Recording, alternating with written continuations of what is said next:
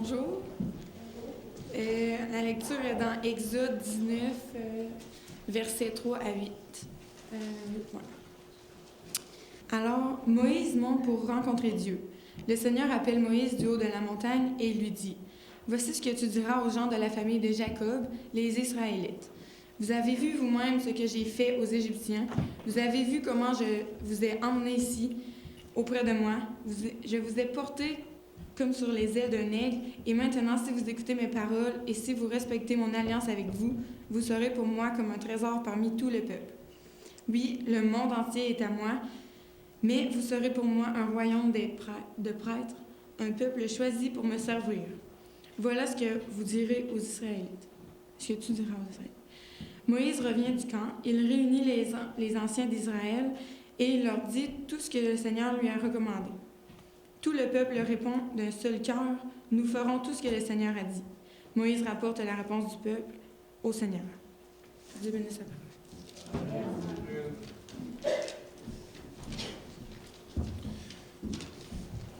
Demeurez debout. Entends-tu le chant joyeux?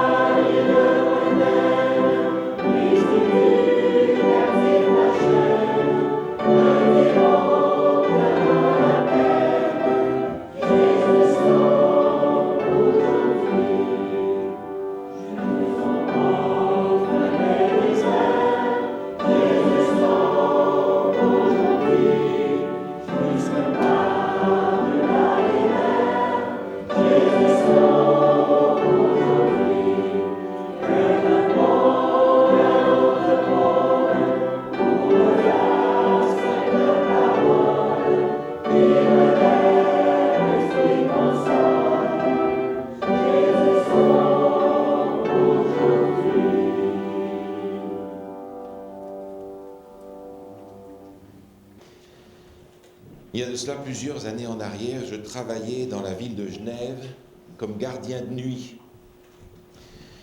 Ceux qui écoutent cette prédication et qui vivent dans la région lémanique sauront tout à fait à quoi je fais référence. Et une nuit, j'étais dans mon service, je roulais en voiture pour aller d'un client à l'autre. J'étais étudiant et j'avais une voiture d'étudiant. C'est-à-dire une voiture d'étudiant de cette époque-là, parce qu'aujourd'hui, les étudiants, ils ont des prêts, ils roulent en BMW. Mais à ce moment-là, c'était une voiture d'étudiant dans le sens ancien du terme. C'était vraiment presque rien. Une voiture... j'avais fait moi-même des pièces pour réparer la direction. Une vraie voiture d'étudiant. Elle avait d'ailleurs une allure du siècle d'avant. C'était la nuit. Peu de gens en ville, presque personne. Et j'étais sur un grand boulevard et il y avait une double ligne blanche au milieu. C'est la nuit, moi je m'apprête à faire un demi-tour et à traverser les doubles lignes blanches pour aller voir un client de l'autre côté. À ce moment-là, une voiture sortie de je ne sais où arrive, s'arrête juste à côté de moi, me klaxonne et on me fait le signe de descendre la fenêtre. Et le monsieur me dit, vous ne pouvez pas tourner ici, c'est là-bas qu'il faut tourner. Et quand vous aurez tourné, j'aimerais vous parler, s'il vous plaît. Il m'a parlé avec une telle autorité, je me suis dit, il faudrait peut-être mieux que je fasse ce qu'il dit. Alors j'ai été un petit peu plus loin, où il y avait un endroit où on pouvait faire demi-tour, et puis je me suis arrêté. J'étais en uniforme. Lui était en civil. Comme tout le monde. Alors je suis sorti de ma voiture pour rencontrer ce monsieur qui semblait avoir une certaine autorité, une connaissance du code de la route. Et je m'apprêtais à lui demander, mais qui vous êtes, vous? Et il a sûrement lu la question sur mon visage parce qu'il a sorti de sa poche une carte qui m'a fait lire, c'était marqué « Inspecteur de police ». Tout change à ce moment-là. Il était en civil, j'étais en uniforme. Il avait une voiture normale, j'avais un clou. Et il me demande « Je peux voir vos papiers, s'il vous plaît ?» Alors là, on ne pose plus de questions. Je lui sors les papiers de la voiture.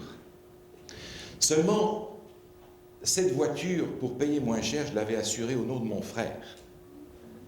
Donc elle avait une plaque d'une autre région. Et il voit ça, il me dit, mais c'est à vous cette voiture? Je lui dis, oui monsieur. Pourquoi est-ce qu'elle n'est pas à votre nom? Alors il a fallu commencer à lui expliquer, vous comprenez? Ensuite, il me demande mon passeport. Et je lui donne mon passeport belge. Vous êtes belge? Oui monsieur. Et puis il me dit, vous habitez où? Je lui dis, j'habite en France. Il me demande mon papier d'autorisation d'habiter en France. Je lui donne. Finalement, il me demande, vous avez un permis de conduire? Oui. Je lui donne mon permis de conduire qui, à ce moment-là, était un permis de conduire américain. Alors il avait tous ses papiers en main, il me dit, monsieur, vous êtes belge, vous habitez en France, vous conduisez une voiture qui n'est pas à vous, et vous avez un permis de conduire américain. C'est pas clair tout ça. Il m'a remis tous mes papiers en main, il m'a dit « filez, filez ». J'ai repris mon volant, j'ai conduit très sagement jusqu'au client suivant. Aujourd'hui, j'ai 3 passeports. Ma fille en a 4. C'est dire que la notion d'appartenance est très élastique, n'est-ce pas? Autrefois, on avait un passeport, on était fier d'être citoyen d'un pays, mais aujourd'hui, quand on en a 4, comment on fait? La notion d'appartenance est très différente aujourd'hui de ce qu'elle était autrefois. Pour beaucoup de choses d'ailleurs. Autrefois, on avait un métier, on le pratiquait toute sa vie. Aujourd'hui, on change de métier 4 fois, 5 fois dans la vie.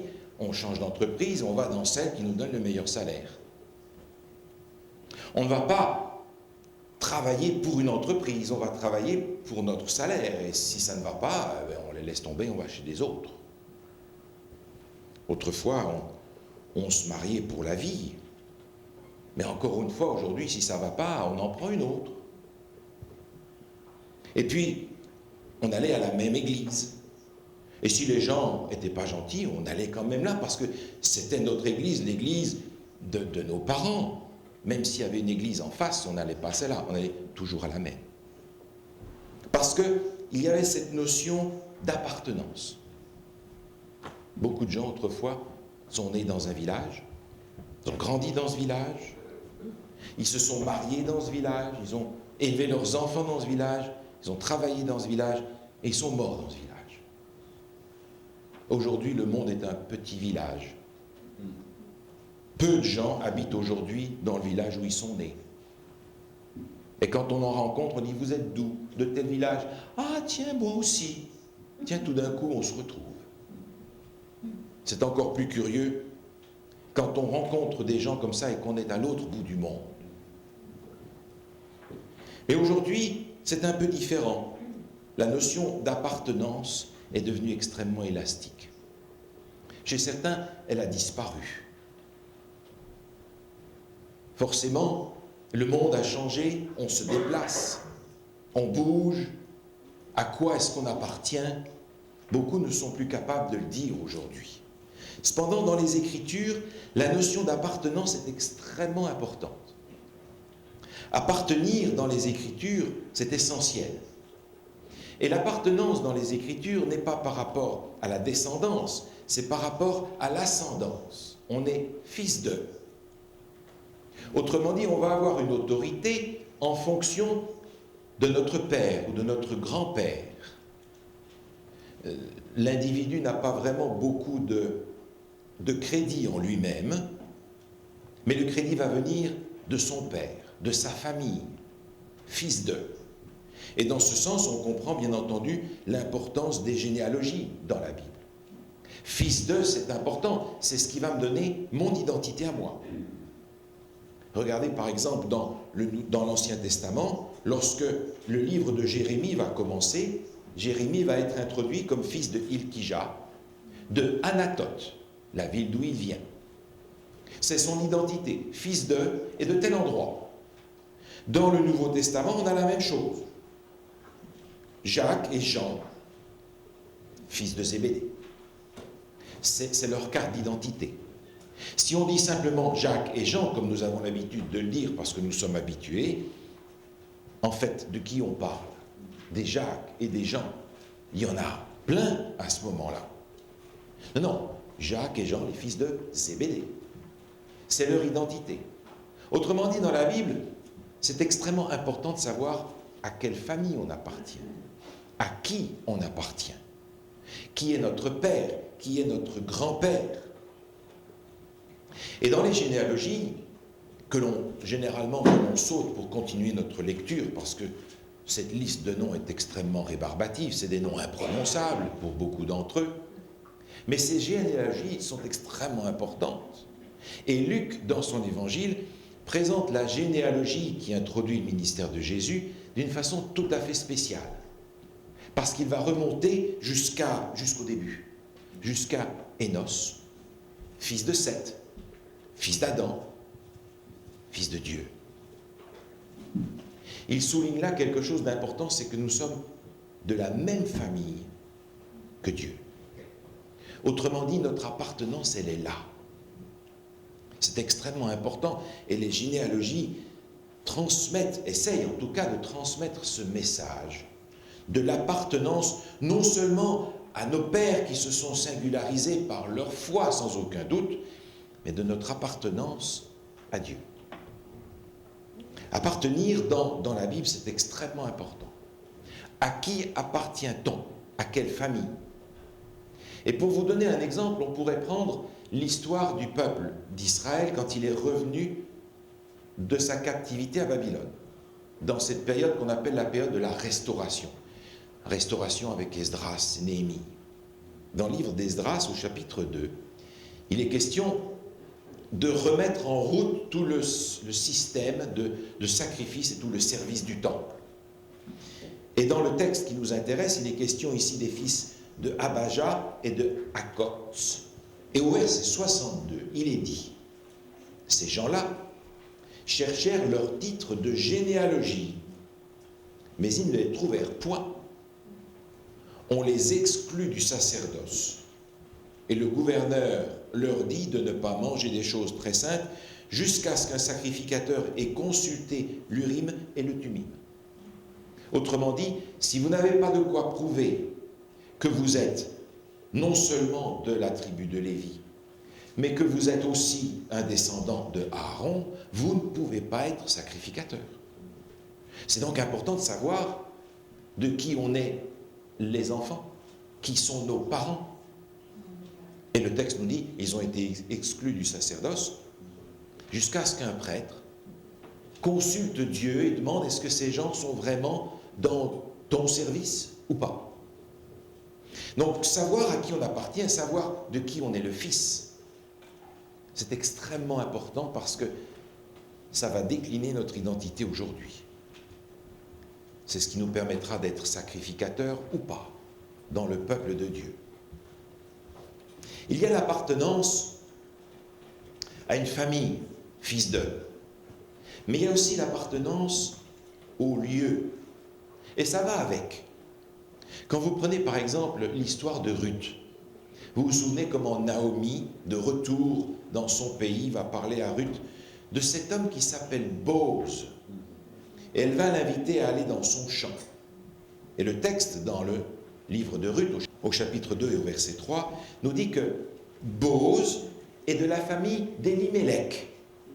Et Élimélec, c'est le mari de Naomi qui est décédé. Ah, mais ça c'est important. Il y a un lien de famille.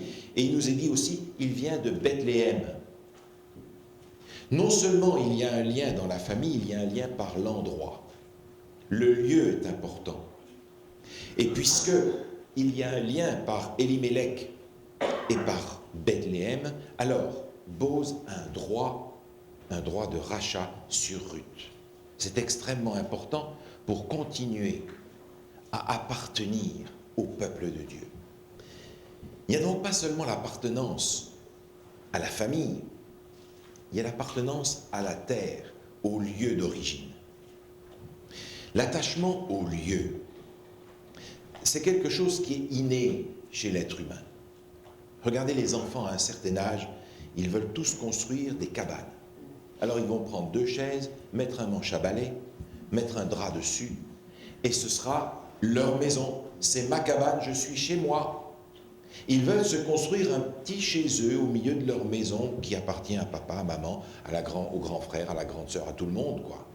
Mais moi, je veux ma maison à moi. Alors, ils vont mettre sur la chaise un drap, et puis ils vont se mettre dessous. Ça sera leur maison, leur cabane, leur chez eux, leur lieu. On a tous envie d'avoir un lieu, de savoir à quel lieu on appartient. Et on a l'impression, quand on lit la parole de Dieu, que Dieu arrache à leur lieu ceux qu'il aime. Abraham, pensez à Abraham. Dans Genèse, au chapitre 12, la manière dont Dieu s'adresse à lui est extrêmement significative. Genèse, chapitre 12, regardez ce texte avec moi, voulez-vous? Genèse, chapitre 12, c'est l'appel d'Abraham, qui s'appelle Abraham à cette époque-là. Genèse, chapitre 12, verset 1. L'Éternel dit à Abraham, « Va-t'en de ton pays, de ta patrie, de la maison de ton père, dans le pays que je te montrerai. » Vous avez remarqué? Va-t'en de ton pays, de ta patrie, de la maison de ton père. Dieu lui demande de quitter les deux. Il lui demande de quitter sa famille, il lui demande de quitter son lieu. Finalement, de s'arracher aux 2 choses importantes qui vont être son identité. Une coupure.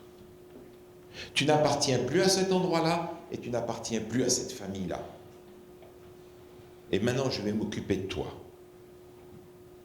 Je vais te donner un nom et une terre promise. Les 2 choses que Dieu lui a demandé d'abandonner, il lui promet de les lui rendre, mais c'est lui qui va les donner cette fois-ci.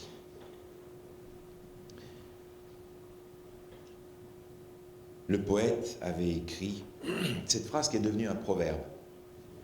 Partir, c'est mourir un peu. Pour certains, c'est mourir beaucoup. Et on a l'impression que c'est exactement ce que Dieu veut. Partir, c'est mourir un peu. Pensez à cette expérience de Jésus dans l'Évangile selon Luc au chapitre 9. Quelqu'un vient voir Jésus. Et il est dit au verset 58, verset 57 déjà, Évangile selon Luc, chapitre 9, verset 57, pendant qu'ils étaient en chemin, un homme lui dit, « Seigneur, je te suivrai partout où tu iras. » Jésus lui répondit, « Les renards ont des tanières, les oiseaux du ciel ont des nids. Mais le Fils de l'homme n'a pas un lieu où il puisse reposer sa tête. » Et il dit à un autre, « Suis-moi. » On a l'impression que Jésus, ici, invite cet homme à abandonner son lieu pour être capable de suivre Jésus. Enlever cette appartenance au lieu, parce que, dit Jésus, le Fils de l'homme n'a pas de lieu. Il n'a pas d'endroit qui est à lui. Alors, on peut le prendre comme on veut. Soit il n'y a aucun lieu qui soit à lui, soit alors on prend ce texte qui dit « Le monde est à moi » et tout ce qu'il renferme. Jésus semble inviter cet homme à abandonner un lieu, l'appartenance à un lieu, pour devenir un itinérant avec Jésus, à remplacer l'attachement à un lieu par l'attachement à une personne, Jésus. Et lorsqu'on pense à l'histoire d'Israël, le passage est encore plus évident. Pensez à Israël en Égypte, esclaves. Ils se lamentent de leur esclavage, mais quand on les en sort, ils voudraient y retourner. Donc ils y tenaient quand même pas mal. Mais Moïse va sortir ce peuple sous la direction de Dieu et les emmener où? Au désert. Nulle part. C'est là qu'il les emmène. Il les arrache au lieu où ils étaient et les emmène nulle part. Et c'est là, dans ce nulle part désertique du Sinaï, que Dieu va les appeler et les inviter à faire alliance avec eux. Paul Tournier, dans son livre « L'homme et son lieu », reprend les béatitudes de Jésus à son compte et il dit « Heureux ceux qui n'ont plus de lieu, car ils sont ouverts à l'appel de Dieu. » Et c'est juste. Heureux ceux qui n'ont plus de lieu, ils sont ouverts à l'appel de Dieu. Et c'est exactement ce que Dieu a voulu faire avec ce peuple qu'il a emmené au désert, et là, au milieu de nulle part, entre l'Égypte, l'esclavage et la terre promise où ils ne sont pas encore, il les invite à s'attacher à lui en premier lieu, à développer, autrement dit, une nouvelle appartenance. Non pas une appartenance à un lieu, à une origine, à une chose, une appartenance à une personne. C'est dans ce contexte que Dieu va s'adresser au peuple et leur dire ce qui est inscrit dans Exode chapitre 19. À partir du verset 4, la parole de Dieu est extrêmement significative. Exode chapitre 19. Dieu s'adresse à Moïse, qui va être son porte-parole. Et il est dit dans Exode 19, verset 4, « Vous avez vu ce que j'ai fait à l'Égypte et comment je vous ai porté sur des ailes d'aigle et amené vers moi. Maintenant, si vous écoutez ma voix, si vous gardez mon alliance, vous m'appartiendrez entre tous les peuples, car toute la terre est à moi.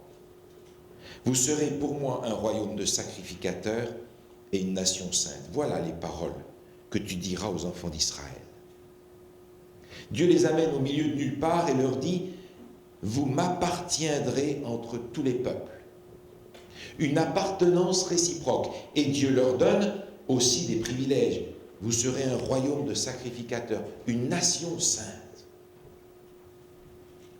Le peuple répond « Oui, nous ferons tout ce que Dieu demande de faire. »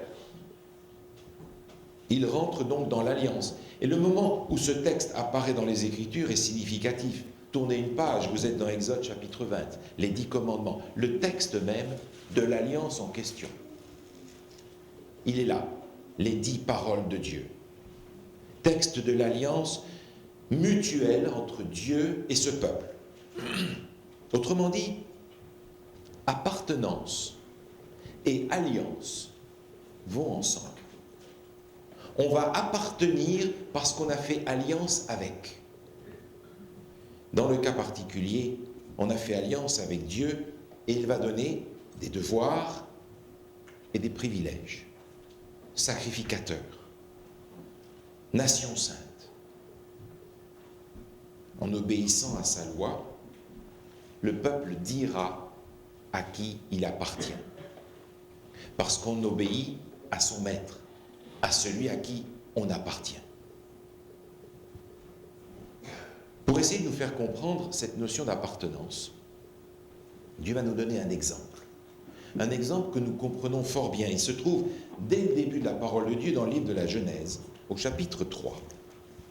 Genèse, chapitre 3. Genèse, chapitre 2, pardon. Genèse chapitre 2 au verset 24. Dieu va ici définir le couple. Il dit, c'est pourquoi l'homme quittera son père et sa mère et s'attachera à sa femme et ils deviendront une seule chair. Vous avez remarqué, les verbes sont très importants dans ce passage. L'homme quittera, mais il s'attachera. Il va par conséquent changer d'appartenance. Et c'est exactement ce qui se passe dans le mariage. On change d'appartenance. On laisse notre famille dans laquelle on a grandi, on crée une nouvelle cellule avec 2 personnes. Et il s'attachera. C'est un verbe très fort qu'on pourrait presque traduire, si on voulait, par coller, souder à. Sinon, vous voulez suivre le terme tel qu'il est dans les Écritures. Un changement d'appartenance. Et ce que j'ai ici au doigt s'appelle une alliance. Parce que c'est le signe d'une alliance réciproque d'appartenance entre moi et ma femme. D'appartenance réciproque. Une alliance. On appartient parce qu'on a fait alliance. Et ici, dans ce passage, un enseignement extraordinaire nous est donné.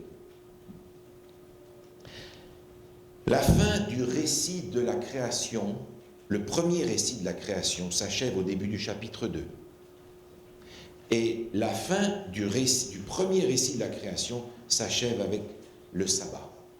Le sabbat, c'est le signe de l'appartenance à Dieu. Mais il y a 2 récits de la création. Le premier récit de la création s'intéresse essentiellement aux choses, et puis aussi au 6e jour, aux animaux et à l'être humain.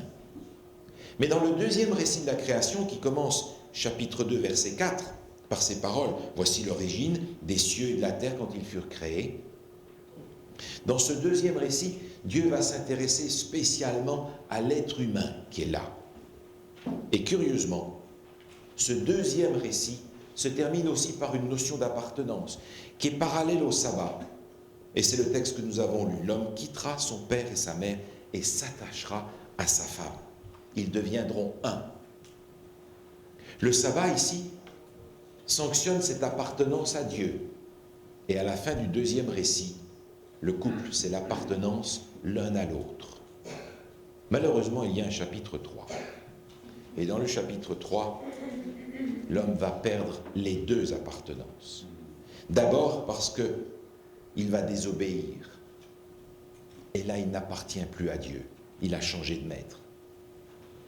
Et lorsqu'il est confronté par Dieu à ce qu'il a fait, il perd aussi son appartenance réciproque parce qu'ils s'accusent l'un l'autre d'avoir commis la faute.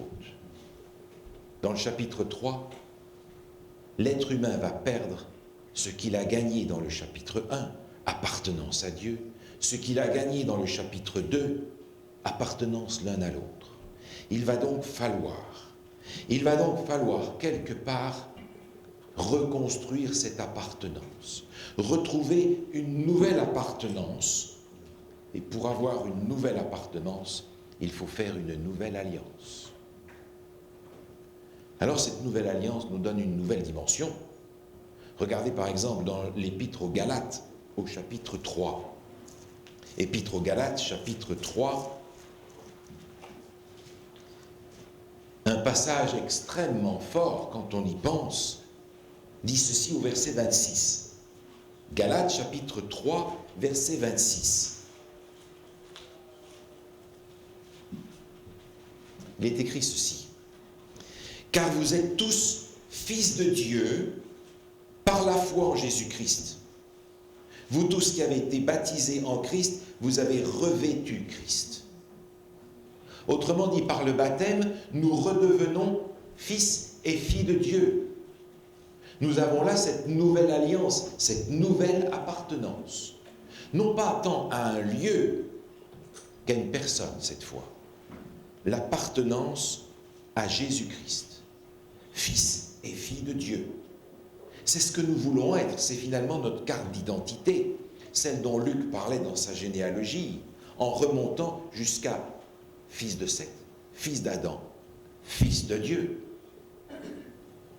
Alors nous sommes fils de Dieu parce que nous avons accepté de mourir à notre famille ancienne dans le baptême et à renaître dans une nouvelle famille, la famille de ceux qui reconnaissent Jésus-Christ comme leur ancêtre. Mais le baptême est un symbole, c'est un signe, c'est une image. Je sais que nous sommes inscrits dans les registres de l'Église, mais cela ne veut pas dire que nous appartenons à Dieu pour autant. Et je repense à la frustration que Dieu exprime par rapport au peuple d'Israël. Une frustration que je comprends. Regardez avec moi ce passage dans le premier chapitre du livre du prophète Ésaïe. Ésaïe chapitre 1er, au verset 3. Le livre commence avec ça. C'est comme si Dieu n'en tenait plus. C'est comme si Dieu, tout de suite, dit ce qu'il a sur le cœur. Au milieu au verset 2, il est dit « Cieux, écoutez, terre, prête l'oreille, car l'Éternel parle. J'ai nourri et élevé des enfants, mais ils se sont révoltés contre moi. Le bœuf connaît son possesseur, l'âne connaît la crèche de son maître, Israël ne connaît rien, mon peuple n'a point d'intelligence. » C'est comme si Dieu disait, les bœufs savent qui est leur propriétaire, les ânes savent à qui ils appartiennent, mais vous, mon peuple, vous ne le savez même pas à qui vous appartenez. Les animaux le savent, vous ne le savez pas. Mes enfants ne savent pas qu'ils sont mes enfants et que je suis leur père, dit Dieu. Voilà comment commence le livre du prophète Ésaïe. La frustration d'un père qui n'a plus d'enfants parce que ses enfants ne savent même pas qui est leur père. Mais son bœuf va rentrer à l'étable ce soir fidèlement, lui. Une frustration d'un Dieu qui veut être le père de ses enfants, leur identité même. Et ils ne le savent même pas. Ils ont oublié à qui ils appartiennent. Mais ils sont membres du peuple de Dieu, ils sont israélites. Et là, on pourrait transférer ça à l'Église. Membres d'Église, mais bien entendu, inscrits dans les registres de l'Église, sans problème, mais appartenant à Dieu, pas sûr. C'est pas automatique. Ça va dépendre où est mon cœur. Alors c'est comme dans le couple. On est deux, mais on ne peut pas vivre à deux comme si on était tout seul. Si on vit dans un couple comme si on était tout seul, oh, c'est sûr, on est encore marié, mais il n'y a plus de couple. En tout cas, plus selon le plan divin. L'appartenance implique par conséquent que je suive les lois, les modes d'emploi de celui avec qui j'ai fait alliance. De la même manière, en tant que chrétien, je vis en couple avec Dieu, mais je me surprends parfois à vivre comme si j'étais tout seul. Et c'est vrai. Et c'est vrai que je peux le matin prendre le temps dont j'ai besoin pour lire la parole de Dieu, pour prier. Et puis tout d'un coup, c'est fini, je m'en vais. Et je commence ma journée, je me dis, bon, cette fois-ci, alors, qu'est-ce qu'il y a à faire? Il y a ça, il y a ça, il y a ça. Et j'ai laissé le Seigneur à mon bureau. Et moi, je suis parti. Dans mes activités, dans ma journée, je l'ai laissé là. Alors qu'il m'invitait à le rencontrer et à partir avec lui bras dessus, bras dessous pour toutes les activités de la journée. Mais combien de fois, moi, je l'ai oublié dans mon bureau et je suis parti comme si il n'y avait pas d'appartenance l'un à l'autre. Dans le Nouveau Testament, l'apôtre Paul va nous rappeler cette appartenance. À quel point elle est importante. Dans 1 Corinthiens chapitre 6 se trouve ce texte que vous connaissez bien, où l'apôtre Paul souligne l'importance de savoir à qui on appartient. 1 Corinthiens chapitre 6 verset 19 dit ceci: « Ne savez-vous pas que votre corps est le temple du Saint-Esprit qui est en vous, que vous avez reçu de Dieu et que vous ne vous appartenez point à vous-même ? car vous avez été rachetés à un grand prix. Glorifiez donc Dieu dans votre corps et dans votre esprit, qui appartiennent à Dieu. Vous avez remarqué que dans ces deux versets, le verbe appartenir revient plusieurs fois. Vous ne vous appartenez pas à vous-même. Non, parce que j'appartiens à Dieu. Et l'apôtre Paul nous dit pourquoi on appartient à Dieu. C'est parce qu'il nous a rachetés. Ah, mais c'est qu'il y a eu un prix à payer à cette appartenance. Le prix à payer, c'est lui qui l'a payé, c'est le rachat. Nous appartenons au Seigneur parce qu'il nous a rachetés. C'est la différence qu'il y a entre appartenir à un lieu et appartenir à une personne. Il y a un prix à cette alliance, il y a un prix à ce rachat. On pense souvent qu'appartenir est par conséquent une limitation de la liberté.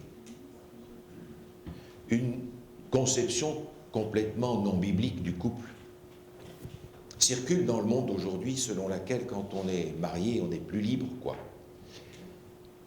Et pourtant, le couple est pris justement dans les Écritures comme l'exemple de cette appartenance auquel le Seigneur nous invite. Lorsque le Seigneur nous invite à lui appartenir, il nous invite à recevoir la libération qu'il donne. Et c'est ce qu'il a proposé au peuple d'Israël. Lorsqu'il propose au peuple d'Israël, au milieu de nulle part du désert, de lui appartenir, c'est parce qu'il l'a libéré de l'Égypte et qu'il l'emmène en terre promise. Appartenance, en fait, doit correspondre dans notre esprit à libération. La libération, c'est une personne, c'est Jésus. Et ça fait toute la différence. Alors je me pose la question ce matin de savoir, non pas si je suis membre d'église, inscrit ou pas, non pas tant si je suis baptisé ou pas, encore que certains ne le sont pas ici ce matin et pourraient considérer que leur appartenance a quelque chose qui manque. Mais je me pose plutôt la question de savoir si, indépendamment des papiers remplis, des noms inscrits, indépendamment de cela, est-ce que mon appartenance à Dieu est réelle et solide? Est-ce qu'elle est vraie? Est-ce que j'appartiens vraiment à Dieu dans mon cœur? Ou simplement quelques moments? Dedans, dehors, dedans, dehors, dedans, dehors, dehors, dedans, dehors. Ou bien est-ce que c'est une appartenance parce qu'il y a une alliance solide entre lui et moi? Appartenir à Dieu, c'est vivre à deux. J'aimerais partager avec vous cette phrase qu'Ellen White rapporte dans Heavenly Places, à la page 247. Très poétique, très beau. Regardez ceci. Dieu nous invite à fermer la fenêtre de notre âme sur le monde autour de nous et à l'ouvrir vers le ciel, pour que Dieu puisse inonder notre cœur de la gloire qui s'échappe par-dessous la porte du ciel. Fantastique. Fantastique. Pour que Dieu puisse inonder notre cœur de la gloire qui s'échappe par-dessous la porte du ciel. Mais pour cela, il faudra que je ferme mon appartenance à tout ce qui est autour.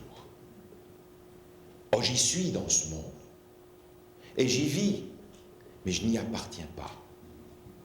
Alors je me pose la question, quand je suis occupé à mes affaires 6 jours par semaine, est-ce que j'appartiens à ce monde-là? Pour appartenir au royaume de Dieu juste le jour qui est le sien, mon appartenance, où est-elle? À qui est-ce que j'appartiens? Est-ce que vous avez l'impression d'être comme assis entre deux chaises? Celle du royaume des cieux et celle du monde dans lequel on fait nos affaires. Avec une espèce d'appartenance hybride, un peu des deux. Un peu à Dieu et un peu au monde, parce qu'il ne faut quand même pas être trop différent d'eux après tout. Est-ce que vous vivez en couple avec Dieu? Comme Dieu voudrait que le couple puisse vivre dans cette unité, au point que l'unité qui est utilisée pour parler du couple, c'est le même mot qui est utilisé pour parler de l'unité de la divinité. Plus fort, vous ne trouvez pas. La prochaine fois que nous partagerons ce moment de culte, nous continuerons notre réflexion sur l'appartenance, parce qu'il y a les signes de l'appartenance. Et les signes de l'appartenance sont extrêmement forts. Ils trahissent d'ailleurs à qui nous appartenons. Et si nous n'avons pas dans notre esprit une claire compréhension de à qui nous appartenons, peut-être que les signes que nous vivons vont trahir notre véritable appartenance, à notre insu, sans que nous le sachions. Nous y réfléchirons ensemble, mais pour aujourd'hui, j'aimerais vous laisser ce passage, où pour Dieu, les choses sont claires. Pour Dieu, c'est clair. La question est de savoir si ça va dans l'autre sens. Dans Isaïe, au chapitre 43, au verset 1er, écoutez simplement ce passage. Dieu dit, « Ainsi parle maintenant l'Éternel qui t'a créé, ô Jacob, celui qui t'a formé, ô Israël, ne crains rien, car je te rachète. Je t'appelle par ton nom. Tu es à moi. » Propriété de Dieu, appartenance à Dieu. Je te connais et je t'appelle par ton nom. Un jour, lorsque le Seigneur aura fait de cette appartenance réciproque quelque chose de vrai, quelque chose de profond, quelque chose de solide et de permanent, il va nous donner un nom nouveau. Un nom qui correspond au type de relation d'appartenance que nous aurons créé ensemble pendant le temps où nous marchons sur cette terre. Je sais ce que signifie mon nom aujourd'hui, mais je me réjouis de savoir ce que signifie le nom que le Seigneur m'a donné. Amen. Amen.